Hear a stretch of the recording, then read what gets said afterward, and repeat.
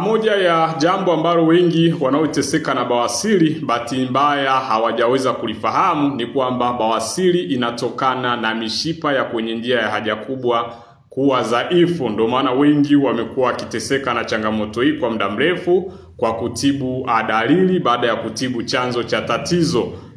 Chanzo cha tatizo kwenye upande wa bawasiri ni mishipa inayopatikana kwenye njia ya haja kubwa, na ndio hii huwa tunailisi, ambayo tunasema tunailisi ni veins ambazo baadaye inakujaga kupasuka na kulegea, na hivyo inasababisha uvimbe moja kwa moja kwenye njia ya haja kubwa. Sasa inakuaje? Mara nyingi ni kwamba inapopokea pressure yoyote ile, pressure yote ile ikatokea kwenye ile mishipa, basi huwa inatereza na kupasuka. Ikishatereza na kupasuka, basi inasababisha choo cha damu, inasababisha inavimba, inatoka kama uvimbe, lakini pia inasababisha uweze kuhisi ile njia kwenye njia haja kubwa imeweza kuziba.